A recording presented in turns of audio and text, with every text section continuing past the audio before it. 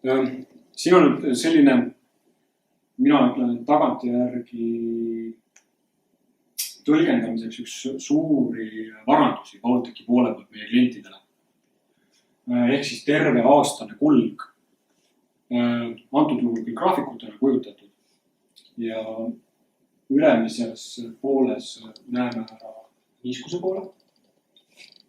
Keskel hetkel on siin aktiveeritud näidatavate joontena üldsoolsus. Ja all on ära toodud keskmine õhutemperatuur. Isegi vahet ei ole, mis kultuur see on, aga lihtsalt nüüd antud hetkel näitlikustada. Ja mullidega on ära toonud siis sellised episoodid, mis nüüd olulisel määral mõjutavad taimekasvu hooaja. Siin me oleme aprillikuus selles mullis. Siin me oleme juunikuus selles mullis. Siin me oleme juuli alguses. Ja antud niiskusgraafikut näidates, siis me näeme siit ära, millal mulda tekkis niiskust juurde. Eks need hüpped ülesse. On sajuperioodid. Siin on ka üks väike sajuperiood ja siin on mingi mikroskoopiline sajuperiood ka, mis on natukene väikse tõusuna midagi ikkagi mõjutanud. Ja see suur mull, mis siin on keskel, on selle suve põuaperiood, mis tegelikult iseloomustab kogu Eesti pilti. Küsimus on nüüd see, et kui tugev see oli ja kui pikk see oli, et see nagu erinev. Aga üldiselt kipub ta iseloomustama suuresti kogu Eesti. Ja keskel on soolsuse pool, ehk siis on näha, millal nüüd temperatuuride tõustes on toitained liikuma saanud. Ja kuidas siin juuli alguses tulnud sademed on mõjutanud toitainete liikumist veel omakorda või kogu potentsiaali mõttes. Ja all temperatuurigraafikul olen ära toonud episoodid, kus ööpäeva keskmine ületab 20 kraadi. Sellised limiteerivad faktorid. Aga juhin siis tähelepanu liikumisele, mis toimub siin selles punktis, et ärme üldse süvene numbritesse, vaid lihtsalt ainult sellesse, et seal nagu kontsentratsioonid vahe on, et skaala jääb samaks. Suhteliselt sarnane punkt. Näeme kevadel natukene aktiivsemat liikumist. Täpselt sama niiskus, mis on limiteerivaks faktoriks. Aga kui saabuvad sademed, siis siin näeme märksa suuremat kontsentratsioonide tõusu. Siin ei ole nagu minu jaoks agronoomiliselt ei ole nagu rohkem küsimust, see on saanud rohkem väetist. Sest siin see põuaperiood lukustas toitained ära. Ei lasnud taimedel aktiivselt toitud selle, need vabanesid nüüd hiljem alles niiskus saabudes. Ja täpselt nii oli ka, et see põllupool siis sai rohkem ennast väetist. Ja see nende kasutamata potentsiaal siit ilusti välja õnnistunud. Ma tulen hiljem nüüd tagasi ka selle juurde, et mis need kontsentratsioonid nagu võib-olla endast sisaldavad. Et kuna Baltici süsteem ei ole mulla laboratoorne analüüs, vaid me kirjeldame lämmastiku, kaaliumi, magneesiumi, väävlit, kõike koos ühe pundina. Aga tegelikult siin selle sügise andmeid vaadates me jõudsime ühte punkti ja krabasime hästi kiiresti mullaproovid kokku, kus me nägime nüüd sügisel antud episoodi ja võtsime need mullaproovid. Ja selle teeb väga selge seos lämmastikku. Aga et kuidas ja mis, räägin pärast nagu esimestest väikest sammu ja vaatame, kuidas me selle tulevikus tööriistaks põllumehele teeme. Ja siin on üks üle-eelmise aasta graafik, mis nüüd jookseb oktoobrist septembrini. Oktoobrist septembrini. Ehk siis ühe aasta sügis. Siin on detsember, taimitumise episood, kevad, august. Ja see on üks selles mõttes nagu minu jaoks üks selliseid huvitavaid kohti ja kus ma leian, et Baltici toode võiks panna põllumehi natukene kaasa mõtlema. selline nii-öelda järsk X-i episood, mis siia tekib, ehk ülemises anduris kontsentratsioon langeb väga järsult alla ja alumises kihis kontsentratsioon tõuseb väga järsult üles. Osade aktiivsete põllumeestega on saanud siin vaielda.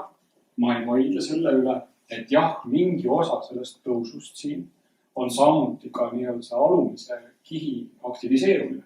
Aga kui me vaatame siia, et niiskus tuleb juurde, mullas veesisaldus tõuseb, siis siin ei ole kahtlust, et toimub siis nii-öelda eelpool mainitud toitainete filtreerumine, kontsentratsiooni liikumine ülemise kihist alla. Ja mis selle nii-öelda graafiku juures on selline asi, mida tasub tähele panna, on see, et siin on siis selline põld, mis jäigi kõrrepõlvuna maha. Ta läkski niimoodi talvituma. Ja nüüd, kui me vaatame, et kus kohas oli kevadise väetamise kontsentratsioonid, graafik on väike nagu pikk ja pildina väljas, mida välja tuua. Aga me näeme suuremaid kontsentratsioone kui kevadel väetamise. See on ikka väga ekstreemne näide. Hästi piltlik. Ja kui me arvutaksime selle ümber, selle soolsuse kasvu mingisuguse ekvivalenti, näiteks ammooniumnitraati, siis me suudaksime öelda, et siin on nüüd 100 kilogrammi lämmastikku, siin on 200 kilogrammi lämmastikku. Aga igal juhul on need toitained, mis on mullalahuses vabalt, taimedega omastatavad, aga kasvu ei ole. See on see koht, kus ma natukene mõtlesin ja kui me kogu aeg ütleme, et põllumehe kõige suurem väärtus on tema maafond, tema muld, siis mina tahaksin seda täpsustada, et põllumehe kõige suurem vara on tema põld, tema muld, kus kogu aeg midagi peal kasvab. Nüüd siis see sügis võetud mullaproovideni, kus me teatud episoodi nägime. Esialgu kiirelt saime kätte lämmastiku tulemused. Tegu on Saku analüüsidega.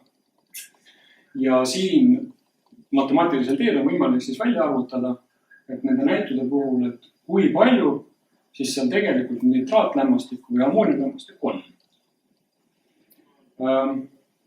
Hiljem tulen siia selle 5.1 näitude juurde põhinäidisena tagasi.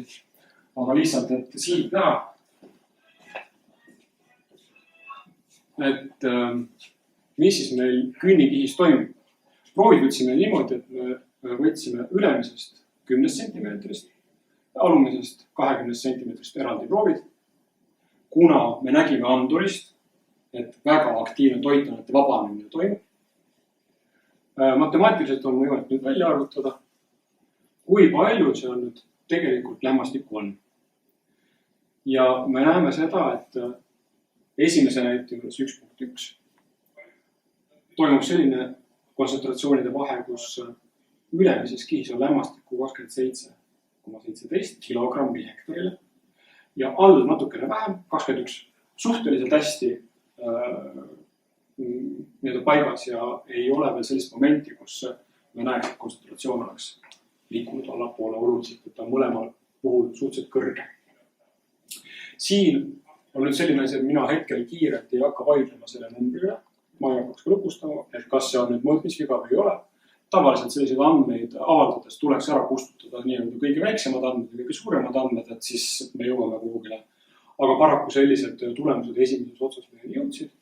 Ja me jõuame siit selle näite juures, et üleval on 38 kilogramm lämmastikku, all 76. Et kogu künnikihis antud hetkel selle taimestikule on siis üle 100 kilogrammi lämmastikku olemas. Aga põhiline on ikkagi see, et me suudame tegelikult mullaproovidega väga selgelt öelda, palju lämmastikku kuskil nii-öelda siis selle juurestiku põhikihis hetkel vabana on. Üks põhiasi, mida me näeme, mis erineb nii-öelda aegpunkt võtmisest, on see, et tegelikult me suudame öelda ka selle nii-öelda episoodi, millal need toitained on maksimaalselt mullalahuses, millal nad on mõõdetavad, taimedele kättesaadavad, tegelikult suudame siis ka suunata seda proovivõttu sellesse aega. Et me ei lähe seda proovivõttu tegema seal, kus taimik on juba nii-öelda ära tarbinud selle ja siis saame kuidagi moonutatud tulemused, vaid me suudame näidata siis need maksimumkontsentratsioonid ja sealt proove võttes me suudame siis öelda tegelikult, mis need näidud, mis eelneva graafikutel jooksevad, mis need näidud tegelikult elementides on. Ja siit jookseb nagu väga selge seos välja, me teeme sellega tööd edasi. Aga hetkel ma tahan jõuda siia sellesse punkti eraldi. Et pärast vaatame seda põldu ülevalt ja alt ja, aga et see on nüüd siis keemiline laboratoorne analüüs. Siin peal kasvas taliraps ja hetkel on siin põllu peal see 3 lehes võrsumist alustanud talinisu. Ja anduritest näitavad siis pärast, mis andmed me näeme. Aga analüüs ütleb, et meil on ülemises kihis 18 kilogrammi lämmastikku ja alumises kihis 21. Ehk siis ma hetkel lihtsalt proovin teile meelde jätta endale ka. Jätame selle meelde, et ülemises kihis on väiksem, alumises on ta suurem. Ja kokku siis peaaegu 40 kilo lämmastikku hetkel taimikud saada. Ja siis põhiline võib-olla lämmastikust rääkides ka, et ma ei hakka slaidiga tagasi minema, aga et praegusel aasta ajal omaselt ammooniumlämmastiku osakaal mullas on hästi väike, hästi madal. Ja tegelikult enamus on nitraatlämmastik. Nii, ja siin on selle sama põllu peal oleva jaama graafik, mis jookseb siit suve juulikuust kuni tänasesse päeva. See proov on võetud siis sellel ajapunktil siin. Sinine joon on alumine andur ja roheline joon on ülemine. Ja see kontsentratsioonide vahe jookseb siia täpselt samamoodi nagu labori analüüs kinnitas.